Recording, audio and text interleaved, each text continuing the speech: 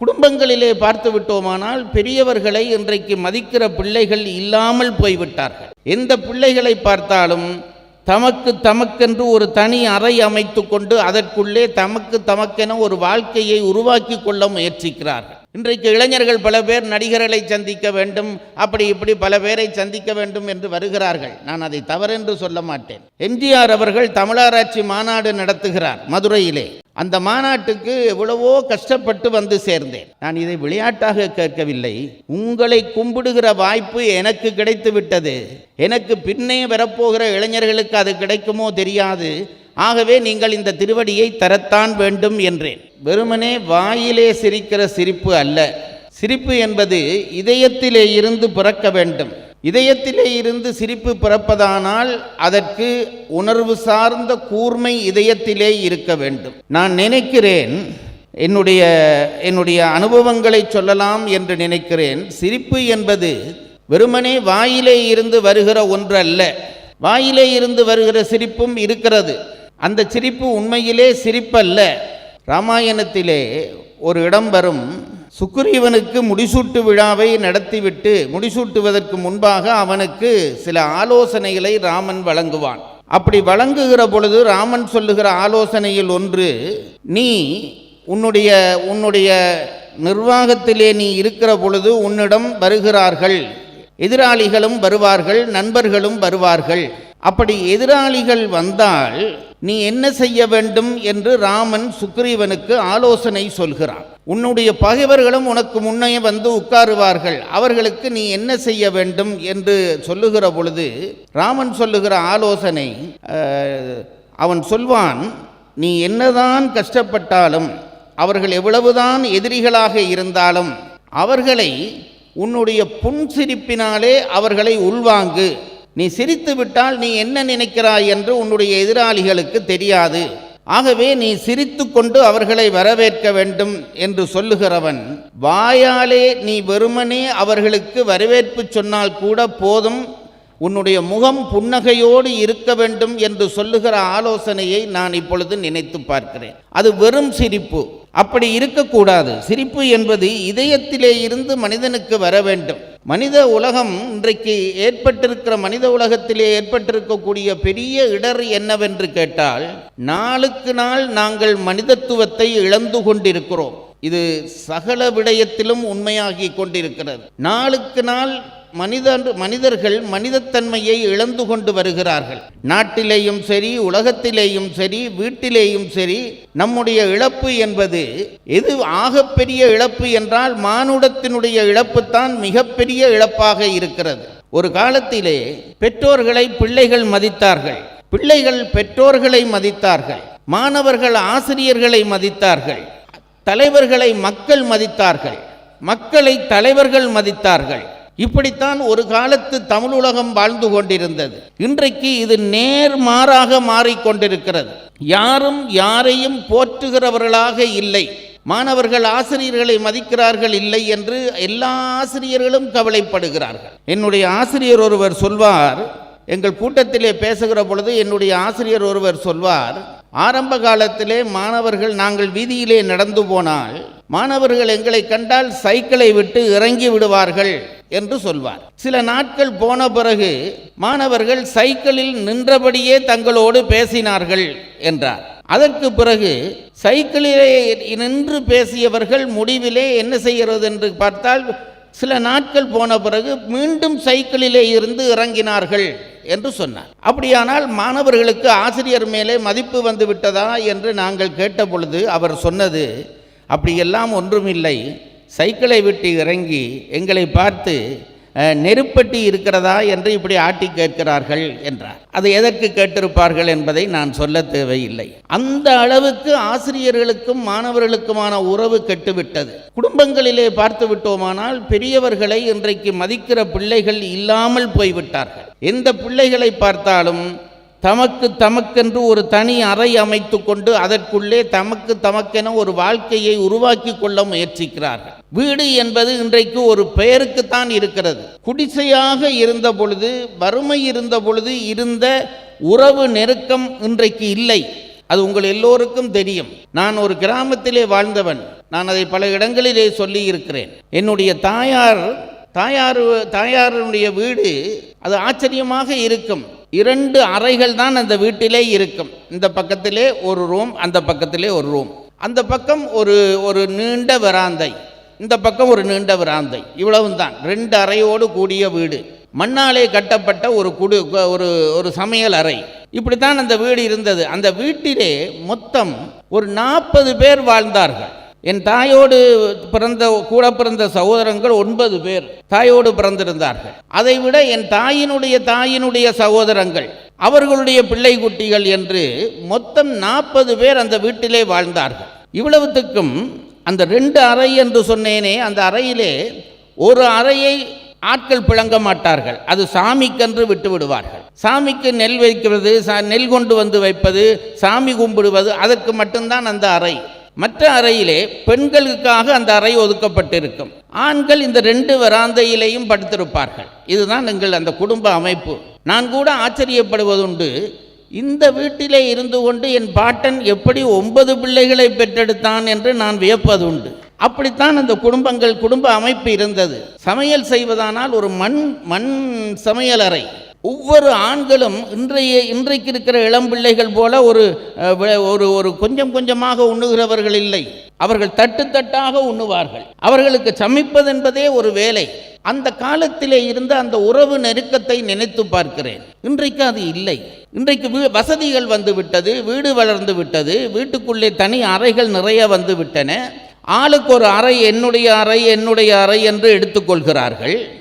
இவ்வளவு எடுத்த பிறகும் அந்த வீட்டிலே உறவு நெருக்கம் இல்லை என்பதுதான் பெரிய கொடுமையாக இருக்கிறது. குறிப்பிட்ட காலம் வந்தவுடன் பெற்றோர்களை கொண்டு போய் அனாதை இல்லத்திலே விடுகிறார்கள். இதுதானா நம்முடைய தமிழர்களுடைய வாழ்வு என்று நாம் நினைக்க வேண்டி இருக்கிறது. எவ்வளவோ அறிஞர்களாக சமூகம் மதிக்கிறவர்களாக இருந்த பெரியவர்கள் பல பேர் மூத்தவர்களுடைய விடுதிகளிலே விடப்பட்ட செய்தியை கேள்விப்பட்டு நான் கவலைப்பட்டிருக்கிறேன். இதுதான் நம்முடைய வாழ்வா என்று நான் நினைக்கிற பொழுது பெரிய ஆச்சரியம் ஏற்படுகிறது. நான் படித்தது ரொம்ப கொஞ்சம்.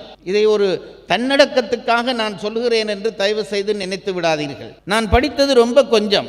அதற்கு பிறகு நான் படித்தது கூட விஞ்ஞான பாடம் தான் படித்தேன், ஆர்ட்ஸ் படிக்கவில்லை. ஒரு குறிப்பிட்ட வயதுக்கு பிறகு, அது ஒரு 30-35 வயதுக்கு பிறகு எங்கள் ஊரிலே இருந்த ஒரு ஆசிரியரிடம் போய் திருக்குறள் பாடம் கேட்டேன். அதை என்னுடைய மாணவர்களுக்கு நான் சொல்லி இருக்கிறேன். அது பாடம் கேட்ட கதையே ஒரு சுவாரஸ்யமான கதை.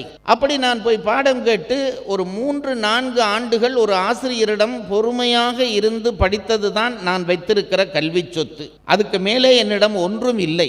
என்னுடைய ஆசிரியராக நான் நினைத்தது, என்னுடைய குருவாக நான் நினைத்தது பேராசிரியர் ராதாகிருஷ்ணன் அவர்களே. திருச்சியிலே இருந்தார், அமரராகிவிட்டார். அந்த பேராசிரியர் ராதாகிருஷ்ணன் அவர்களை நான் கண்ணால் கூட காணவில்லை. அதுதான் எனக்கு இருக்கிற ஆச்சரியம். அந்த காலத்திலே திருச்சி வானொலியிலே ஒவ்வொரு செவ்வாய்க்கிழமைகளிலேயும் அங்கே இரவு 8 மணிக்கு ஒரு நிகழ்ச்சி போடுவார்கள். அங்கும் இங்கும் என்று ஒரு நிகழ்ச்சி போடுவார்கள். அந்த நிகழ்ச்சியிலே தமிழ்நாட்டிலே நடக்கிற நல்ல இலக்கிய நிகழ்ச்சிகளை தொகுத்து வெளியிடுவார்கள். தற்செயலாக ஒரு நாள் நான் அந்த நிகழ்ச்சியை கேட்கிற பொழுது என் குருநாதருடைய பேச்சு என் காதிலே விழுகிறது. நான் வியந்து போனேன். இப்படி ஒரு பேச்சா?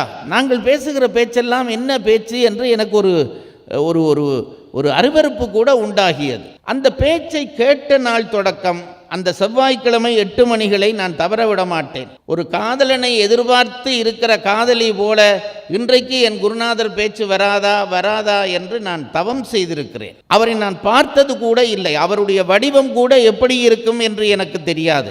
கிட்டத்தட்ட ஒரு 10 ஆண்டுகள் சப்தரூபமாகவே நான் அவரை காதலித்திருக்கிறேன்.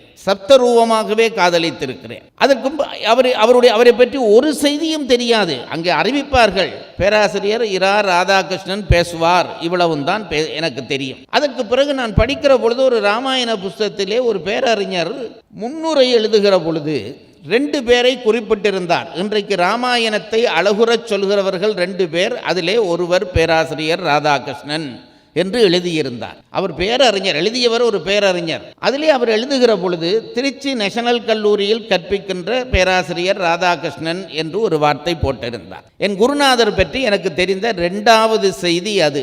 அதாவது திருச்சி நேஷனல் கல்லூரியிலே அவர் கற்பிக்கிறார், எப்படியும் அவரை பார்க்க வேண்டும் என்று நான் தவம் இருந்தேன். அதே நேரத்திலே அவர் சொன்ன கம்ப ராமாயணத்தை கேட்டு கேட்டு கேட்டு கம்பனிலே ஈடுபட்ட காரணத்தினாலே கம்பன் கழகங்களை தொடங்கியவர் ஒருவர் இருக்கிறார், அவருக்கு கம்பனடிப்பொடி என்று பெயர் என்பதை நான் கேள்விப்பட்டிருக்கிறேன். அவர் சட்டை போட மாட்டார் என்று அவரை பற்றிய செய்திகளையும் கேள்விப்பட்டு தமிழ்நாட்டுக்கு போய் நான் முதல் தமிழ்நாட்டுக்கு வந்தபோது தமிழ்நாட்டுக்கு போய் இந்த 2 பேரையும் நான் சந்திக்க வேண்டும். இன்றைக்கு இளைஞர்கள் பல பேர் நடிகர்களை சந்திக்க வேண்டும், அப்படி இப்படி பல பேரை சந்திக்க வேண்டும் என்று வருகிறார்கள். நான் அதை தவறென்று சொல்ல மாட்டேன். என்னுடைய ஆசை இந்த 2 பேரையும் சந்திக்க வேண்டும். எம்ஜிஆர் அவர்கள் தமிழராட்சி மாநாடு நடத்துகிறார் மதுரையிலே. அந்த மாநாட்டுக்கு எவ்வளவோ கஷ்டப்பட்டு வந்து சேர்ந்தேன் என்றால் அப்பொழுது வரக்கூட முடியாது.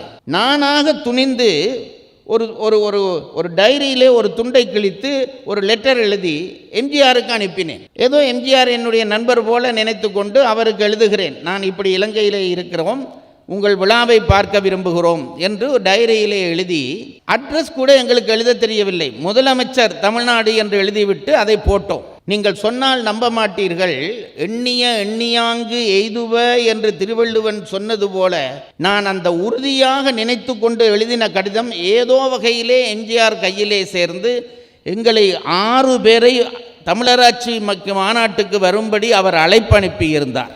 அந்த அழைப்பை ஏற்றுக்கொண்டு தான் நான் முதல் வந்து இறங்குகிறேன். உங்களுக்கு நீங்கள் வாழுகிற மண்ணினுடைய பெருமை உங்களுக்கு தெரியுமோ தெரியாது. நான் இந்த மண்ணை மிதித்ததும் நான் செய்த வேலை. அப்பொழுதெல்லாம் கப்பலிலே வந்து ராமேஸ்வரத்திலே இறங்குவோம். நான் மண்ணை மிதித்ததும் முதல் செய்த வேலை இந்த மண்ணில் விழுந்து கும்பிட்டேன். ஏனென்றால் எனக்கு இது வெறும் மண் அல்ல, நால்வர் பெருமக்கள் வாழ்ந்த மண், பாரதி வாழ்ந்த மண், கம்பன் வாழ்ந்த மண். அவர்கள் கால்பட்ட மண்ணில் என்காலும் படுகிறதா என்று என் நெஞ்சு கூசி போயிற்று. விழுந்து கும்பிட்டேன், இந்த மண்ணை விழுந்து கும்பிட்டேன். அன்றிலிருந்து இந்த மண் எனக்கு என்னென்னவோ எல்லாம் தந்து கொண்டிருக்கிறது. என் குருநாதரை சந்தித்தேன். நான் கம்பனடிப்பொடியை சந்திக்க வேண்டும் என்று போகிறேன். அப்பொழுது தமிழராட்சி மாநாட்டிலே ஒரு பெரிய மேடை, 40,000 பேர் இருப்பார்கள் என்று சொல்வார்கள், பெரிய மேடை. அந்த மேடையிலே அறிஞர்கள் எல்லாம் இருக்கிறார்கள். அவர்களை சந்திக்க வேண்டும் என்று பெரிய கூட்டம். அதற்கு பின்னே ஒரு கொட்டகை போட்டிருக்கிறார்கள். உள்ளே போக ஒருவருக்கும் அனுமதி இல்லை. நாங்கள் பொய்யெல்லாம் சொல்லி களவு செய்து ஒரு போலீஸ்காரரை ஏமாற்றி விட்டு உள்ளே புகுந்தோம், நானும் என்னுடைய நண்பர்களும். கம்பனடிப்பொடி மேடையிலே இருக்கிறாரா என்று கேட்டால் இருக்கிறார் என்று ஒருவர் சொன்னார். எப்படி அவரை சந்திப்பது என்று தெரியவில்லை. ஒரு பையன் மேடைக்கு இந்த கூல்ட்ரிங்க் கொண்டு போகிறான், குடிக்க கொண்டு போகிறான். அவனை கூப்பிட்டு ஒரு துண்டெழுதி கம்பனடிப்பொடி கையிலே கொடு என்று கொடுக்கிறோம். அவனுக்கு கம்பனடிப்பொடியை தெரியவில்லை. யார் கம்பனடிப்பொடி என்று கேட்கிறான். நான் சொன்னேன், மேடையிலே ஒருவர் சட்டை போடாமல் சால்வையோடு இருப்பார், அவர் கையிலே கொண்டு போய் கொடு என்றேன். அவன் என்னுடைய அதிர்ஷ்டம் என்று நினைக்கிறேன், கையிலே கொண்டு போய் கொடுத்தான். நீங்கள் அறிஞர்களுடைய பெருமையை நான் அன்றுதான் தெரிந்து கொண்டேன். அத்தனை 1000 மக்கள் கூடிய கூட்டம், இவ்வளவு உயர்ந்த மேடை, அந்த மேடையிலே இருந்து கம்பனடிப்பொடி இறங்கி வருகிறார். நாங்கள் அவருக்கு கிட்டே போனோம். அந்த மேடை படியிலேயே உட்கார்ந்து விட்டார். காலை தொட்டு கும்பிட்டோம். அன்று தொடங்கியதுதான் கம்பன் கழகங்களுக்கும் எனக்குமான தொடர்பு. அந்த தொடர்பு தான் இன்றைக்கு என்னை இங்கே மரியாதை செய்கிறது. அதற்கு பிறகு கம்பன் விழாவுக்கு அழைத்தார்கள். அங்கேதான் என்னுடைய குருநாதரை சந்திக்கிறேன். அதை மட்டும் சொல்லிவிடுகிறேன். எனக்கு அன்றைக்கு மேடையிலே தற்செயலாக பேச ஒரு வாய்ப்பு கிடைத்தது. காரைக்குடி மேடையிலே பேச கிடைப்பது என்பது ஒரு பெரிய காரியம். அது ஒரு விளையாட்டு வீரனுக்கு ஒலிம்பிக்கிலே ஓட கிடைப்பது போன்ற ஒரு வாய்ப்பு. அங்கே நான் போய்விட்டேன். அங்கே தற்செயலாக என்னை பேச விட்டார்கள். பேசுகிற பொழுது நான் மேடையிலே ஒரே ஒன்றை சொன்னேன். இலங்கையிலே இருந்து இந்தியாவுக்கு வருகிறவர்கள் எல்லாம் இங்கே இருந்து என்னென்னவோ கொண்டு போக வேண்டும் என்று வருவார்கள். காஞ்சிபுரம் சேலை கொண்டு போக வேண்டும், அது கொண்டு வர வேண்டும், இது கொண்டு வர வேண்டும் என்று வருவார்கள். நான் 2 பொருள் கொண்டு போகத்தான் வந்திருக்கிறேன். அந்த 2 என்னவென்றால், ஒன்று கம்பனடிப்பொடியினுடைய திருவடி, அடுத்தது என் குருநாதருடைய திருவடி. இது 2ஐயும் தான் நான் திருப்பி கொண்டு போவேன் என்று சொன்னேன். எல்லோரும் கைதட்டினார்கள். எல்லாரும் என்ன நினைத்தார்கள் என்றால், ஒரு மேடை கவர்ச்சிக்கு இந்த பையன் சொல்லுகிறான். அப்பொழுது எனக்கு 23 வயது. மேடை கவர்ச்சிக்கு இந்த பையன் பேசுகிறான் என்று கைதட்டி விட்டார்கள். நான் இறங்கிவிட்டால் என் குருநாதர் வருகிறார். அவரிடம் போய் கேட்டேன். அவர் சிரித்து விட்டு அப்படியே போகிறார். அதை பற்றி காதிலேயே வாங்கவில்லை. கடைசி நாள் கம்பன் விழா முடிந்து விட்டது. எல்லாரும் நாட்டரசன் கோட்டைக்கு போய்விட்டு வந்து விட்டார்கள். கம்பன் அடிப்பொடியிடம் விடைபெற்று கொண்டிருக்கிறார்கள். எல்லாரும் அவர் ஒரு குடில் அமைத்து அந்த குடிலுக்குள்ளே வாழ்ந்தார். ஒவ்வொருவராக போய் அவரிடம் விடை சொல்லி கொண்டு வருகிறார்கள். பெரிய பெரியவர்கள், எம் இஸ்மாயில், எஸ் ராமகிருஷ்ணன், இப்படி பெரியவர்கள், அருணகிரி, புதுவை அருணகிரி போன்ற எல்லாம் பெரியவர்கள் ஒவ்வொருவராக போய், ஏனென்றால் கம்பனடி பொடிக்கு எல்லாரும் பயப்படுவார்கள், அவர் கடும் கோபக்காரன். எல்லாரும் சொல்லிவிட்டு வருகிற பொழுது இளைஞர்களாக இருந்த நாங்கள் உள்ளே புகுந்தோம். என்னோடு 2 நண்பர்கள் வந்திருந்தார்கள். உள்ளே புகுந்தோம். போய் நான் விழுந்து கும்பிட்டோம். கும்பிட்டு விட்டு நான் அப்படியே அந்த கும்பிட்ட நிலையிலேயே இருந்து கொண்டு சொன்னேன், ஐயா, நான் அன்றைக்கு மேடையிலே உங்கள் திருவடிகளை கேட்டேன், இதை இப்பொழுது தாருங்கள் என்றேன். அவருக்கு கோபம் வந்து விட்டது. அவர் முன்கோபக்காரர். கோபம் வந்து விட்டது. என்ன விளையாடுகிறாயா, எழும்பு எழும்பு எழும்பு, அப்புறம் போ என்று என்னை துரத்தினார். நான் எழும்பவில்லை. அவருக்கு பயப்பட எல்லாரும் வெளியிலே நிற்கிறார்கள், பயந்து போய் நிற்கிறார்கள். நான் அப்படியே இருக்கிறேன். நான் சொன்னேன், ஐயா, நான் இதை விளையாட்டாக கேட்கவில்லை, உங்களை கும்பிடுகிற வாய்ப்பு எனக்கு கிடைத்து விட்டது. எனக்கு பின்னே வரப்போகிற இளைஞர்களுக்கு அது கிடைக்குமோ தெரியாது. ஆகவே நீங்கள் இந்த திருவடியை தரத்தான் வேண்டும் என்றேன். சொன்னால் நீங்கள் நம்ப மாட்டீர்கள், அவ்வளவு முரட்டு குணமுடையவராகிய அந்த கணேசன் அவர்கள் தன் காலிலே இருந்த பாதுகைகளை கலட்டிவிட்டு பின்னாலே தள்ளி நின்று அழத் தொடங்கினார். அவர் அழுவதை பார்த்து வெளியிலே நின்ற மற்ற பெரியவர்கள் எல்லாம் அழுதார்கள். அந்த திருவடியை நான் இன்றைக்கும் வரைக்கும் என் பூஜை அறையிலே வைத்து கும்பிடுகிறேன். அதுபோலவே என் குருநாதருடைய திருவடியும் என் பூஜை அறையிலே இருக்கிறது. இதையெல்லாம் ஏன் சொல்கிறேன் என்றால், நல்ல உணர்வுகள் இருக்கிறவர்களை இயற்கை உயர்த்தி வைக்கும், அதிலே எந்த சந்தேகமும் இல்லை. நான் ஒரு பெரிய பேச்சாளன் என்று என்னை சொல்ல மாட்டேன். ஐயாவை போல என்னால் நினைத்த பேச்சு பேச முடியாது. உண்மையாகவே சொல்லுகிறேன் ஐயா, இது ஒரு புகழ்ச்சிக்கு இல்லை. ஆனால் எனக்கு இன்றைக்கு இப்படி ஒரு இடம் தமிழ்நாடு தருகிறதென்றால் வேறு ஒரு காரணமும் இல்லை. நல்லவர்கள் ஆசி பெற்றேன், நல்ல குருநாதர்களுடைய ஆதரவை பெற்றேன், நல்ல உணர்வுகளுக்கு முக்கியத்துவம் கொடுத்தேன். இயற்கை இன்றைக்கு என்னை உயர்த்தி வைத்திருக்கிறது. இந்த ஒரு செய்தியைத்தான் நான் உங்களுக்கு சொல்கிறேன். உணர்வை சிரிப்பின் மூலம் கூர்மைப்படுத்த நினைக்கிற உங்களுக்கு நான் சொல்வது, நல்லதை நினையுங்கள், நல்லதை செய்யுங்கள், நல்லவர்களை காணுங்கள். ஔவையார் சொன்னால், நல்லாரை காண்பதுவும் நன்றே, நல்லார் கேட்பதுவும் நன்றே, நல்லாரோடு இணங்கி இருப்பதுவும் நன்றே. இது விளையாட்டல்ல, பொய்யல்ல. அப்படி இருந்தால் உயர்வு பெறலாம் என்ற ஒரு செய்தியை மட்டும் சொல்லி உங்களிடமிருந்து விடைபெறுகிறேன். வணக்கம்.